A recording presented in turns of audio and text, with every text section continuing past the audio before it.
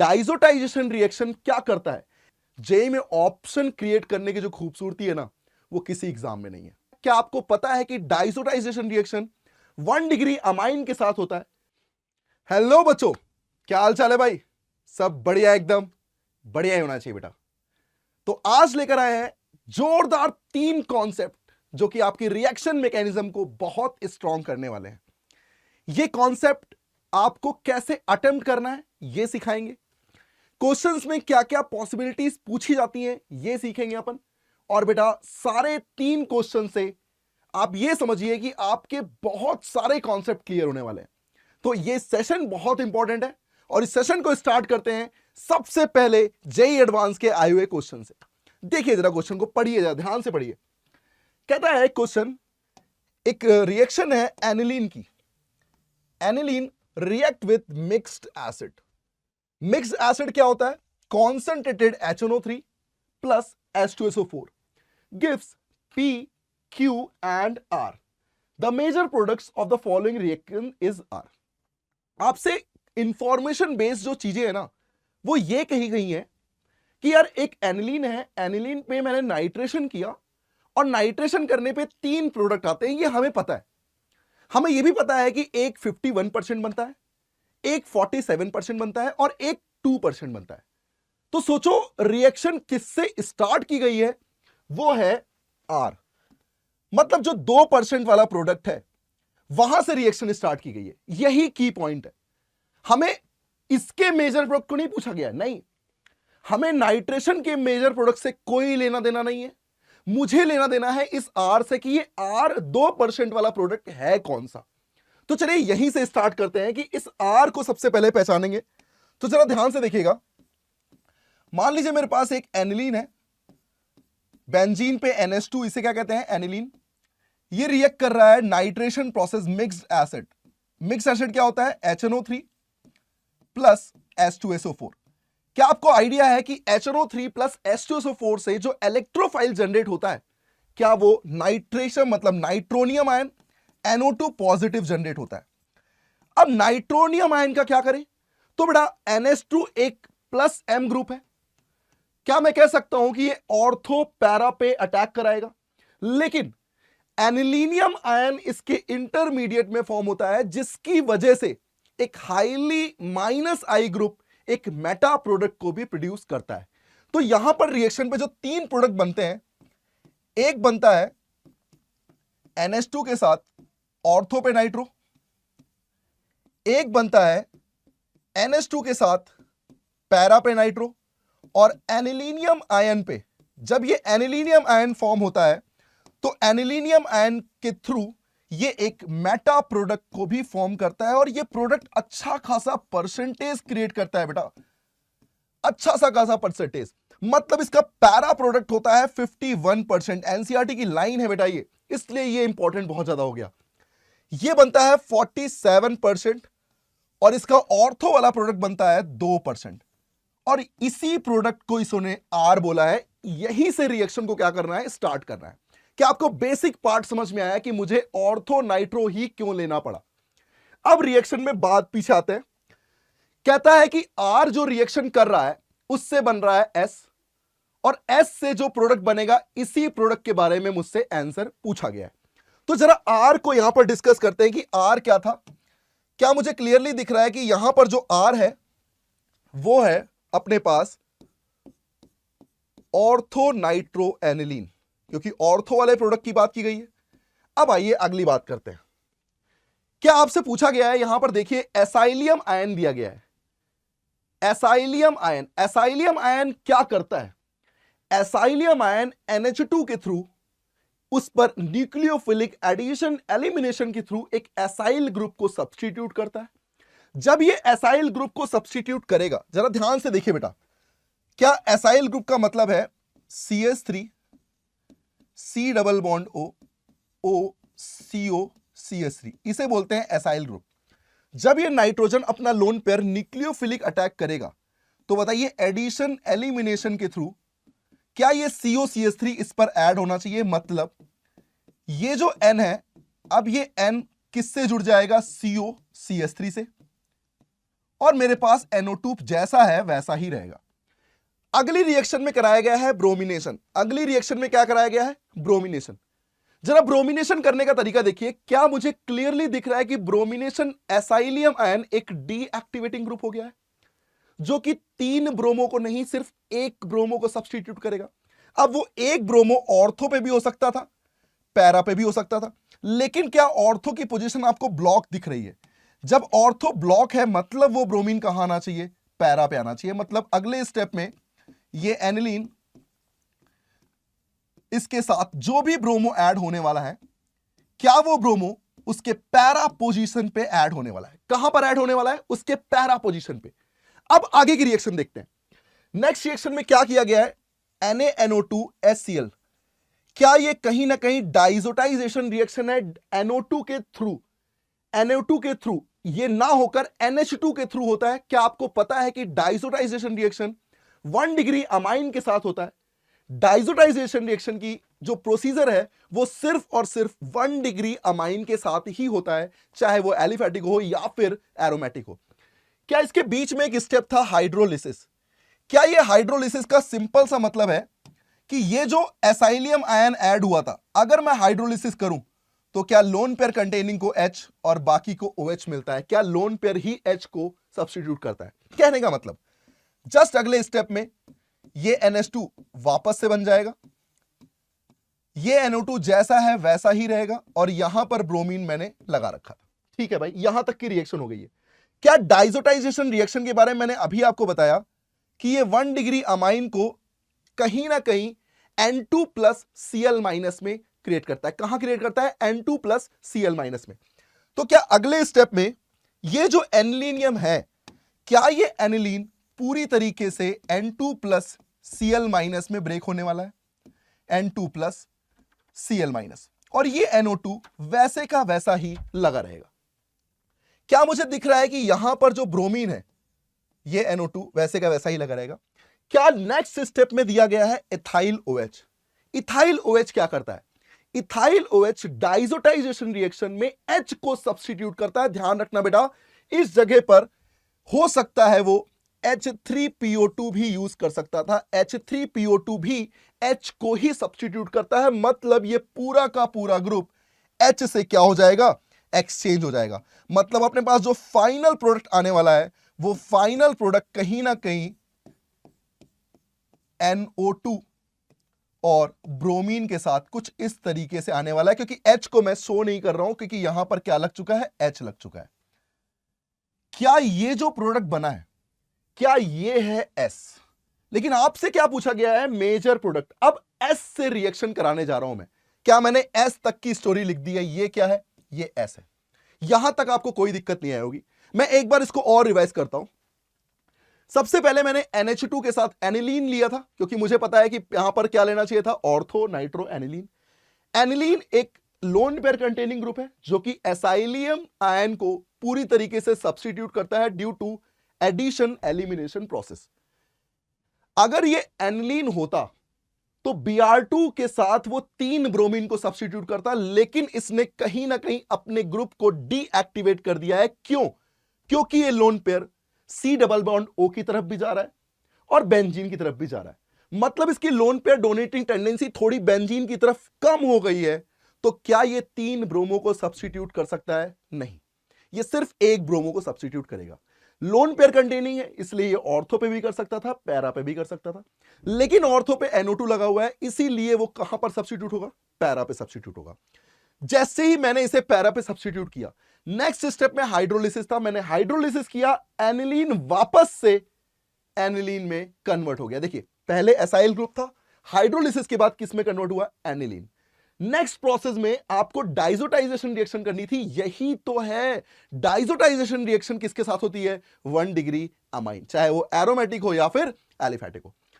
जैसे ही मैंने N2+Cl- किया, अब एथाइल एल्कोहल क्या करता है? एथाइल एल्कोहल H को सब्स्टिट्यूट करता है। हो सकता है एथाइल एल्कोहल की जगह H3PO2 भी यूज किया जाता, यहां पर भी क्या सब्स्टिट्यूट होता है? H होता है। तो फाइनली यहां H लग चुका है, जिसे मुझे शो नहीं करना चाहिए था, लेकिन मैं लिख दे रहा हूं। क्या फाइनल मुझे S मिल चुका है? अब मैं एस से रिएक्शन कराने जा रहा हूं, जरा ध्यान से देखिएगा, एस से रिएक्शन करा रहा हूं मैं। बहुत ध्यान से समझिएगा बेटा, बहुत ध्यान से, चीजें बहुत इजी हैं, इसलिए ध्यान दीजिएगा। जब ये एस मुझे मिल चुका है, एस से रिएक्शन है SnHCl, इसे बोलते हैं बेटा स्टेफन रिडक्शन। क्या बोलते हैं इसको? Stephen reduction. स्टेफन रिडक्शन क्या करता है? स्टेफन रिडक्शन कहीं ना कहीं NO2 को NH2 में चेंज करता है। किस में चेंज करता है? NO2 को NH2 में। तो यहीं से मैं आगे आता हूं। जैसे ही मैंने इसको रिड्यूस किया तो क्या ये NO2 NH2 में चेंज हो जाएगा? क्योंकि मैंने क्या किया है? रिडक्शन किया है। ब्रोमीन जैसा था वैसा ही लगेगा। नेक्स्ट अगले एक्सरसाइज में Br2 वाटर से रिएक्शन की गई। बेटा ये है अब क्वेश्चन कि जब ये एनिलीन के साथ COCH3 था तो इसने एक ब्रोमो को सब्स्टिट्यूट किया था, लेकिन एनिलीन की पावर इतनी ज्यादा है कि ये कितने ब्रोमीन को सब्स्टिट्यूट करेगा? 3 को। क्या ऑर्थो और पैरा पे ही करना चाहिए? बेटा ध्यान से देखो, इसके पास 3 ऐसी कौन सी पोजीशन है? Ortho, para, ortho. क्या 3 ब्रोमो कहीं ना कहीं सब्स्टिट्यूट होने चाहिए था अगले स्टेप में? तो अगले ही स्टेप में ये एनिलीन, ये रहा NH2, ये रहा ब्रोमो, ये रहा ब्रोमो और ये रहा ब्रोमो। क्या 3 ब्रोमो एक साथ आ चुके हैं? बेंजीन वैसे का वैसा ही बना है। अब जरा अगला स्टेप देखिए। अगले स्टेप में फिर से इसने डाइजोटाइजेशन रिएक्शन की है। डाइजोटाइजेशन रिएक्शन क्या करता है? NH2 को N2+Cl- में चेंज करता है और H3PO2 क्या करता है? उस N2+Cl- को कहीं ना कहीं H में रिप्लेस करता है। तो क्या ये ओवरऑल NH2 की जगह H लगने वाला है? और ये रहा आपका अब फाइनल आंसर। जैसे ही मैं यहां H लगाऊंगा, जरा फाइनल आंसर देखिएगा, एक ब्रोमो ऊपर है और 3 एक साथ हैं। जरा आंसर चेक करिए, ऐसा ऑप्शन आपको कहां पे दिख रहा है? ऐसा आंसर आपको ऑप्शन नंबर कहां दिख रहा है? बहुत ध्यान से देखिए बेटा, एक ब्रोमो और फिर लगातार 3 ब्रोमो। बेटा एक यहां पर ब्रोमो और लगा होना चाहिए था और इस तरीके से ये सी ऑप्शन पूरी तरीके से क्या आ जाता? सही आ जाता। तो यहां पर एक प्रिंटिंग मिस्टेक है, यहां ब्रोमो एक और लगा होना चाहिए था, तो यहां पर क्या आ जाता? सी ऑप्शन पूरी तरीके से करेक्ट आ जाता। तो क्या आपको पहला क्वेश्चन समझ में आया कि ये पहले क्वेश्चन में किस तरीके से चेंज किया जा रहा है, किस तरीके से रिएक्शन को प्रोसीड किया जा रहा है? यहां पर ये पहला क्वेश्चन अपन ने सॉल्व किया। ठीक है, चलिए दूसरे क्वेश्चन पे आगे बढ़ते हैं। दूसरा क्वेश्चन है, क्या कहता है दूसरा question? The reaction sequence that would lead to orthoxylene as a major product. क्या होता है ऑर्थोजाइलीन? बेटा जाइलीन है, इसे बोलते हैं CH3। क्या ऑर्थो है? इसका मतलब वो CH3 कहां आने चाहिए थे? ऑर्थो पे ही आने चाहिए थे। मतलब ये है ऑर्थोजाइलीन, ये बनाना है मुझे प्रोडक्ट में। अब ऐसे कौन से ऑप्शन है जो ये फॉर्म कर सकते हैं? जरा ध्यान से देखिएगा। आपने रिएक्शन सारी पढ़ रखी है, आपको बस मैं यूज करना दिखा रहा हूं कि उसको यूज कैसे करते हैं इन ऐसे क्वेश्चंस में। ठीक है, चलिए, ये मल्टीपल चॉइस क्वेश्चन था बेटा जेई का, मल्टीपल चॉइस क्वेश्चन, इसलिए बहुत अच्छे से सॉल्व करना है हर एक ऑप्शन को। जरा पहले ऑप्शन को चेक करते हैं। क्या पहले ऑप्शन में यह दिया गया है NaNO2.HCl? NaNO2.HCl क्या करता है? ये 1 डिग्री अमाइन को N2+Cl- में ब्रेक करता है। क्या आपको यह समझ में आया कि ये पहला क्या करने वाला है? N2+Cl- में चेंज करने वाला है। COCN, क्या ये CN नेगेटिव है जो कि एक न्यूक्लियोफिलिक सब्स्टिट्यूशन करेगा और N2+Cl- को पूरी तरीके से रिप्लेस कर देगा। मतलब फाइनली यहां क्या आ चुका है? फाइनली यहां पर CH3 पहले से था, बेंजीन थी और यहां पर CN आ चुका है। रिएक्शन हो रही है डाइबल H के साथ। बेटा डाइबल H क्या करता है? डाइबल एक रिड्यूसिंग एजेंट है जो कि CN को CHO में चेंज करता है, क्योंकि डाइबल H जनरली सबको किस में चेंज करता है? एल्डिहाइड में। इसका मतलब क्या यहां पर CH3 और साथ में यहां आ जाएगा CHO। अगली रिएक्शन देखिए, ये है बेटा वुल्फ-किस्नर रिडक्शन। पहचानना आना चाहिए आपको। वुल्फ-किस्नर रिडक्शन किसी भी कार्बोनिल को एल्केन में चेंज कर देता है। किस में चेंज कर देता है? एल्केन में। अगर ये कार्बोनिल CHO है, जब मैं इसे एल्केन में चेंज करूंगा तो एक कार्बन का एल्केन क्या होता है? कहीं ना कहीं मीथेन, और अगर वो वैलेंसी से जुड़ा हुआ है मतलब कहीं ना कहीं CH3, तो बेटा ये पहले से CH3 था, ये बाद में CH3 बन जाएगा और फाइनल आंसर देखिए आपको ऑर्थोजाइलीन मिल चुका है। क्या ए ऑप्शन पूरी तरीके से सही बैठ रहा है? अब मैं इसके बी ऑप्शन पे आ रहा हूं, जरा ध्यान से देखिएगा बी ऑप्शन को। बी ऑप्शन में क्या बोला गया है? सबसे पहले आपके साथ Mg के साथ रिएक्शन कराई गई है। क्या Mg Rx के साथ रिएक्शन करके ग्रिग्नार्ड बनाता है? क्या यही हमने सीखा है? तो मुझे बताइए, क्या ये आपको R और X दिख रहा है? मतलब क्या यहीं पर कुछ इस तरीके से मैथिल लगा हुआ था, यहां माइनस चार्ज आ जाएगा और MgX पॉजिटिव कुछ इस तरीके से यहां पर बन जाएगा। क्या मुझे क्लियर दिख रहा है कि ये एक न्यूक्लियोफाइल है जो कि नेक्स्ट CO2 पे अटैक करने वाला है? क्या CO2 पे अटैक करने का मतलब है न्यूक्लियोफिलिक अटैक होगा और O- फाइनली क्या ले लेगा? H। मतलब CO2 एक कार्बोक्सिलिक फॉर्म करने वाला है। क्या फॉर्म करने वाला है? कार्बोक्सिलिक फॉर्म करने वाला है। तो यहां पर क्या बन जाएगा? कार्बोक्सिलिक बन जाएगा। ठीक है भाई, जरा अगली रिएक्शन को देखें। SOCl2 क्या करता है बेटा? SOCl2 कार्बोक्सिलिक को COCl में चेंज करता है, क्योंकि ये कहीं ना कहीं एक Cl एक्सचेंज मेथड है जो कि OH को Cl में रिप्लेस कर देता है। मतलब क्या मेरे पास फाइनली यहां पर आ जाएगा बेंजीन है, मैथिल है और COCl है। अगले स्टेप में ये है रोजनमुंड रिडक्शन। रोजनमुंड रिडक्शन क्या करता है? COCl को CHO में चेंज करता है। This is partial reduction, रोजनमुंड reduction है बेटा। यही तो जेई एडवांस है। हर टाइप की रिएक्शन को एक ही जगह इन्वॉल्व करना जेई एडवांस का काम है, वो यही करता है, इसीलिए ये बहुत इंपॉर्टेंट है। जैसे मैंने रोजनमुंड किया तो क्या ये COCl CHO में चेंज हो जाएगा? और लास्ट में दिख रहा है क्लीमेंसन रिडक्शन। क्लीमेंसन और वुल्फ-किस्नर दोनों एक तरीके की रिएक्शन है जो कि C डबल बॉन्ड O को CH2 में चेंज करती है और फाइनली क्या आपको CH3 बनता दिख रहा है? और जब CH3 बनता दिख रहा है तो क्या इसका फाइनल आंसर कहीं ना कहीं ऑर्थोजाइलिन दिख रहा है? तो क्या बी ऑप्शन भी पूरी तरीके से क्या हो जाएगा? सही हो जाएगा। जरा सी ऑप्शन को देखें। सी ऑप्शन में पहला है हाइड्रोबोरेशन ऑक्सीडेशन, दूसरा है हैलाइड एक्सचेंज और तीसरा है जिंक डाइल्यूट HCl। कहीं ना कहीं यही तो हो रहा है, कहीं ना कहीं यही प्रोसेस तो हो रहा है यहां पर। इसका मतलब अगर मैं इस एल्कीन के साथ हाइड्रोबोरेशन करूं तो क्या ये टर्मिनल पे OH लगना चाहिए? जब टर्मिनल पे OH लगेगा तो ब्रोमीन भी टर्मिनल पे ही लगेगा। और ये क्या करता है? ये रिडक्शन करता है, हैलाइड को चेंज करता है। क्या यहां पर दो कार्बन थे बेटा, तो कहीं ना कहीं ये जाइलिन न बनके इथाइल मिथाइल बनेगा और मुझे चाहिए था जाइलिन, इसीलिए सी क्या हो गया? गलत हो गया। पहले क्या किया? हाइड्रोबोरेशन से OH लगाया, ब्रोमीन से OH को रिप्लेस किया और जिंक डाइल्यूट HCl से H लगा दिया। क्या यही 3 स्टेप होने थे जिससे कि ये एथिल बन रहा है, मैथिल नहीं बन रहा है? जरा डी ऑप्शन को देखें। सबसे पहले रिडक्टिव ओजोनोलिसिस। क्या रिडक्टिव ओजोनोलिसिस से ऑक्सीजन ऑक्सीजन लग जाएंगे?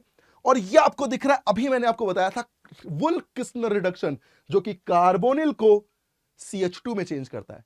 क्या बेटा यहां भी मैथिल और एथिल नहीं आ गया 2 कार्बन से? इसका मतलब ये भी जाइलिन प्रोड्यूस नहीं करेगा। यहां आंसर क्या आना चाहिए था? ए और बी इसका सही आंसर आना चाहिए था। क्या आपको ये क्वेश्चन काफी सारे रिएक्शन को कंप्लीट करता हुआ दिख रहा है? तो स्टार्टिंग में मैंने जो बात बोली थी वो आपको कहीं ना कहीं क्वेश्चंस के बीच में बिल्कुल दिख रही होगी, क्योंकि यहां पर सारी चीजें बहुत ज्यादा डिजाइन करके आपको पढ़ाई जा रही है बेटा। ठीक है, चलिए आगे देखते हैं, नेक्स्ट क्वेश्चन को देखते हैं बेटा। नेक्स्ट क्वेश्चन जेईई एडवांस का क्वेश्चन है, बहुत ही तगड़ा क्वेश्चन है बेटा, बहुत तगड़ा क्वेश्चन है। जरा ध्यान से देखते हैं, जोरदार कॉन्सेप्ट को कंप्लीट करता है ये। क्या कह रहा है? Consider the following reaction sequence. इस सीक्वेंस को फॉलो करना है और आपसे काफी सारे अननोन पूछे गए हैं, PRQST समथिंग ऐसे पूछे गए। जरा देखते हैं क्या होता है। अच्छा एक चीज बताओ, अगर मैं यहां से कोई भी चीज स्टार्ट कर रहा हूं और S से U तक आ रहा हूं, ठीक है भाई, समझ में आता है, तो यार मैं ऐसा क्या फॉलो करूं जिससे कि कहीं ना कहीं ये क्वेश्चन कुछ तरीके से सॉल्व होता दिखे? यार दूर दूर तक तुम्हें नाइट्रोजन कंटेनिंग कोई ग्रुप दिख रहा है क्या? यहां कोई नाइट्रोजन कंटेनिंग ग्रुप दिख रहा है क्या? नहीं। अच्छा नाइट्रोजन कंटेनिंग ग्रुप जब नहीं दिख रहा है तो क्या वो पॉसिबिलिटी सिर्फ वहां होती थी जहां डाइजोटाइजेशन रिएक्शन होती थी? डाइजोटाइजेशन रिएक्शन में क्या पूरी तरीके से NO2 को मैं हटा सकता हूं? कैसे? NO2 को रिड्यूस करो NH2 में, NH2 को डाइजोटाइज करो N2 प्लस Cl माइनस में और N2 प्लस Cl माइनस पे H जोड़ दो H3PO2 या फिर इथेनॉल के साथ। तो क्या पूरा पूरा NO2 गायब हो जाएगा?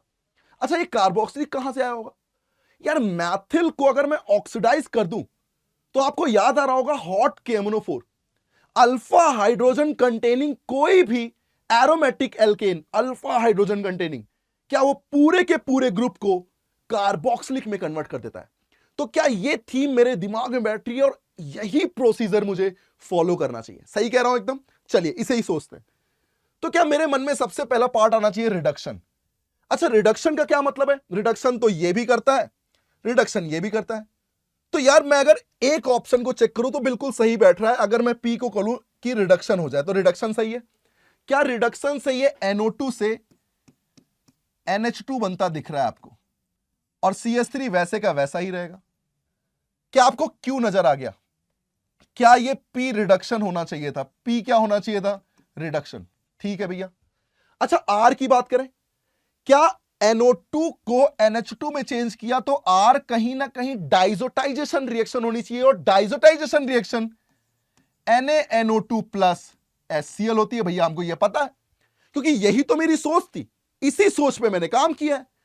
जैसे ही मैंने इसको N2 प्लस Cl माइनस में चेंज किया, तो क्या U पूरी तरीके से वो होना चाहिए था जो H लगा सके, जैसे एथेनॉल भी हो सकता था, या फिर H3PO2 भी हो सकता था।